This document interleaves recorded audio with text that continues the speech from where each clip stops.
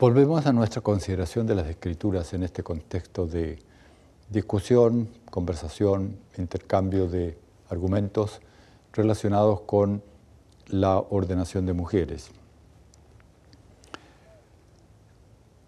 Un asunto que preocupa mucho y se discute mucho es la relación que existe entre el hombre y la mujer. ¿Son iguales? ¿Son iguales desde la creación o desde la entrada del pecado?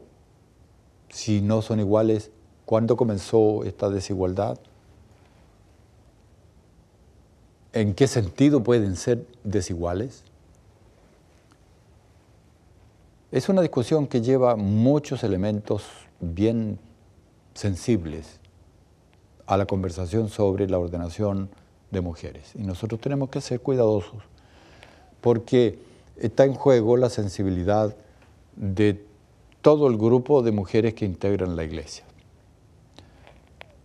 Y en cuanto a miembros de la iglesia, somos todos iguales, con los mismos privilegios de redención. Entonces, tampoco podemos darnos el lujo de, al disentir en cuanto a si debe ser ordenada o no, entrar en situaciones de ofensa personal. Esto no sería cristiano. Nosotros tenemos que aceptarnos todos con el amor de Cristo y vivir en armonía, en unidad dentro de la iglesia, hombres y mujeres. La sociedad afuera puede estar en conflicto y ha estado en conflicto a través de casi toda la historia de la humanidad. Conflicto me refiero entre hombres y mujeres. Esta lucha por quién manda, si manda la mujer, manda el hombre, ha estado ahí en todo el tiempo de la historia de la humanidad. Es cierto que a través de la historia la mujer ha llevado la parte peor, en muchos aspectos, siendo maltratada. En la iglesia cristiana no debiera ser de este modo, porque los principios que rigen la forma de vida de los cristianos son otros. En primer lugar, el amor.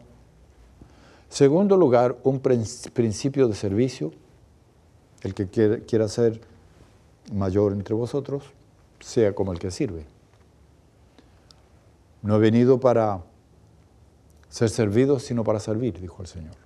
Entonces, hay criterios cristianos que tienen que conducir a hombres y mujeres con un mismo espíritu en la relación entre ellos.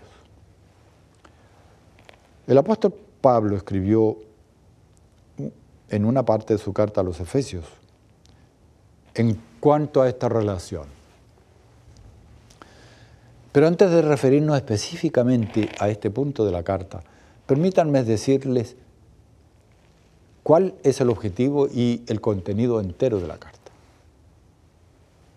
Porque ese es el contexto en el cual Pablo dice lo que dice en la relación de hombre y mujer, esposo y esposa. Ocurre que Pablo plantea aquí en esta carta dos asuntos generales muy bien identificables en la carta. Primero, es una parte doctrinal, le explica la doctrina, una doctrina específica, la doctrina de la iglesia, y define la iglesia como el cuerpo de Cristo. Y entonces Cristo como cabeza de la iglesia, que Cristo está gobernando la iglesia. Ya hicimos referencia en alguna otra presentación de que algunos quieren interpretar que esta comprensión de la relación de la cabeza al cuerpo no es de dirección, sino que es de origen, que se origina el cuerpo en la cabeza. En realidad, esas son interpretaciones que no vienen en el texto, no viene absolutamente nada de eso. Es más bien el significado de la palabra cabeza que la buscan en los textos griegos y del Nuevo Testamento. Hay unos poquitos textos en donde la palabra cabeza es utilizada en el sentido de originadora, o algo que se refiere a la cabeza como siendo la cabeza la fuente de esto. Pero son muy pocos para establecer que ese es el significado principal de la palabra. Naturalmente que tiene un significado no metafórico, literal, y ese significado literal es la cabeza que nosotros tenemos. Pero hay un uso metafórico, y ese uso metafórico se refiere al hecho de que la cabeza conduce al cuerpo. El cuerpo sin la cabeza no es nada, es un cadáver. Y entonces, naturalmente, la cabeza es la que hace toda la conducción del cuerpo. Ese es el contenido metafórico general que se utiliza en la literatura griega y también la literatura del Nuevo Testamento. Lo otro es una cuestión de excepción y pocos casos. No vale para decir que esté refiriéndose a la fuente de algo. Entonces, Cristo es la cabeza, el cuerpo es la iglesia, y en los 3 primeros capítulos nos explica toda la teología o la doctrina de la iglesia.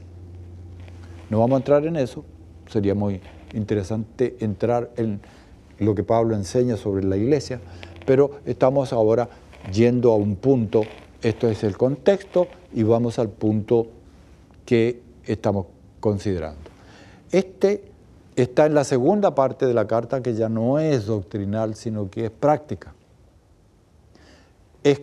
Si la primera parte explica qué es la iglesia, la segunda explica cómo se vive en la iglesia. Esto es lo que contiene capítulo 4, capítulos 5 y 6 de Efesios. Y entonces hay una serie de imperativos. Pablo está dando órdenes de cómo vivir en la iglesia. Dice: os ruego que andéis como es digno de la vocación con que fuisteis llamados. Entonces, y explica cómo es eso. Es una vida en amor y en unidad. Luego hay otros imperativos. Vestidos del nuevo hombre, y explica toda la vida de la nueva criatura. Capítulo 5, versículo 1. Sed pues imitadores de Dios como hijos amados. Es decir, hay que vivir como Dios es. Y en eso, otro imperativo, andad en amor.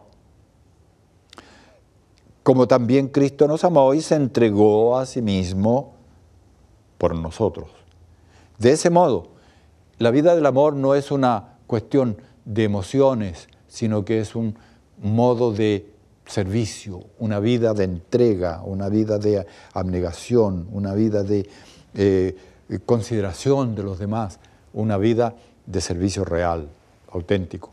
Nadie os engañe, dice en el versículo 6. Es decir, no se dejen engañar por nadie. Después en el versículo 18 dice: sed llenos del Espíritu. Y ahora dentro de este estilo de vida, dice el capítulo 5, versículo 21, sed, someteos unos a otros en el temor de Dios. Y aquí viene la relación de hombres y mujeres. Es una relación de sometimiento. Someteos los unos a los otros. Este sometimiento no es un sometimiento exigido de uno al otro. No es el hombre que le dice a la mujer: tú tienes que estar sometida a mí. Ni es la mujer que le dice al marido: tú tienes que estar sometida a mí. Sino que es una sumisión voluntaria. Yo me someto a ti. Voluntaria. ¿Por qué? Porque es producto del amor. Y lo que es de amor no es exigible, salvo por Dios. Dios exige el amor. Nosotros los humanos no podemos exigir el amor, ni todas las acciones que se originan por la existencia del amor en la persona. No podemos exigirlo. Entonces dice que es voluntario. Sométanse voluntariamente los unos a los otros. Y en el versículo 22 dice, las casadas estén sujetas a sus propios maridos como al Señor. Miren qué comparación. ¿Ustedes aman al Señor? Claro que lo aman. Todos lo amamos. Entonces, también amen a su marido. Y sométanse al marido como por amor se someten al Señor. Voluntariamente, porque la entrega al Señor no es forzada por nadie, ni por el Espíritu, ni por Dios. Con todo lo todopoderoso que Dios es, nunca exige el sometimiento a Él. Entonces, esto es un acto voluntario. Las casadas sujetas a sus maridos como al Señor. ¿Por qué? Y aquí viene la razón que da el apóstol Pablo. Dice, porque el marido es cabeza de la mujer, así como Cristo es cabeza de la iglesia, la cual es su cuerpo y Él es su Salvador. Aquí viene la cabeza. La cabeza estaba al comienzo, Cristo es cabeza de la iglesia. Y ahora dice, el marido es cabeza de la mujer. ¿Cómo? Como Cristo es cabeza de la iglesia. Ahora, algunos dicen, esto significa que el marido es cabeza de la iglesia, de la mujer en el hogar, no en la iglesia. Y entonces, si no es cabeza en la iglesia, puede ser ordenada mujer. ¿Es eso lo que está diciendo Pablo? ¿Está él estableciendo una definición jerárquica solo en la iglesia? Cristo es cabeza de la iglesia. Aquí el contexto son las dos cosas. El contexto habla del hogar y de la iglesia. Así también las casadas lo estén a sus maridos en todo. En todas las cosas, en todo lugar, en todas las circunstancias. Maridos, amad a vuestras mujeres. ¿Puede exigirse el amor? Ya dijimos que no. Entonces, esto también es una entrega voluntaria del hombre a la mujer, a su mujer. Es decir, cuando estamos enamorados antes del casamiento, la entrega es completa. Yo he encontrado, sin embargo, ya sea en libros o en la realidad de la vida, que antes del casamiento hay hombres que someten a sus novias y las fuerzan. Las fuerzan algunos a practicar sexo con ellos, otros aplican conductas de violencia. Todo esto no corresponde, porque en el amor no tienen espacio. Estas son todas actitudes ajenas al amor, están fuera del amor. Y en la vida cristiana, esta es una relación de amor del hombre a la mujer y de la mujer al hombre, y sométanse unos a otros. No es solamente la mujer que tiene que someterse al marido, es también el marido a la mujer, pero con una diferencia. Que en el sometimiento del amor, Dios estableció una cierta jerarquía de funciones, y esa jerarquía de funciones está determinada por la metáfora de la cabeza que Cristo es la cabeza de la iglesia, y la iglesia tiene que estar sometida a Cristo como autoridad que conduce la iglesia. Y aquí dice que de manera semejante el hombre es cabeza de la mujer. ¿Ustedes imaginan a Cristo forzándonos a algo, abusando de nosotros, mostrando su superpoder para someternos en forma violenta? No es posible eso. Tampoco es posible porque la comparación de cómo es igual a. Por lo tanto, la sumisión de la mujer a la cabeza no es por imposición de la cabeza, sino es por amor de la mujer. Y, por el otro lado, el amor del hombre a la mujer no es por comando de la mujer, sino que es por sumisión del hombre a la mujer, guardando la diferencia de la cabeza. Porque la existencia de la cabeza, metafóricamente hablando aquí, es que hay alguien que conduce las cosas y ese alguien es el hombre. El abuso ha ocurrido en la historia muchas veces y con esto se producen los males. Ahora, se aplica todo esto a la ordenación, se aplica todo esto a que, y se hacen las explicaciones del caso y no se le da el espacio a la conducción del hombre, sino que son los dos iguales. Y por lo tanto, si son iguales, tienen que ser posibles de ordenación los dos. Ya vimos en los textos de Tito, y el texto de Tito en el que se establece que el hombre sea marido de una mujer y hay aquí un contexto semejante de relación entre el hombre y la mujer, el énfasis está colocado en el hombre. Quiero leer un texto que nos dice con esto con claridad. Dice Elena de White, en Consejos para la Iglesia. El apóstol Pablo le escribió a Tito y lee el texto que se refiere a marido de una mujer. En algunas de nuestras iglesias, sigue comentando ella, la obra de organizar y ordenar a los ancianos ha sido prematura. Se ha pasado por alto la regla bíblica y por consiguiente la iglesia ha sufrido dificultades graves.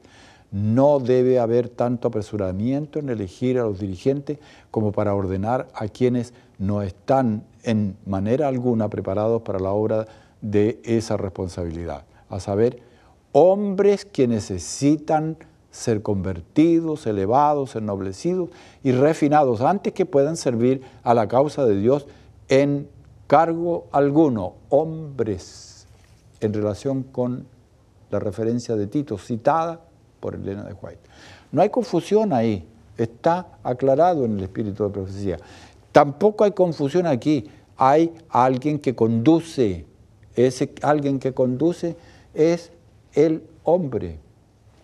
Ofensivo, si acaso se toma como ofensa, pero si no, no tiene ofensa alguna, porque está basado en, esa conducción de cabeza está basada en el amor.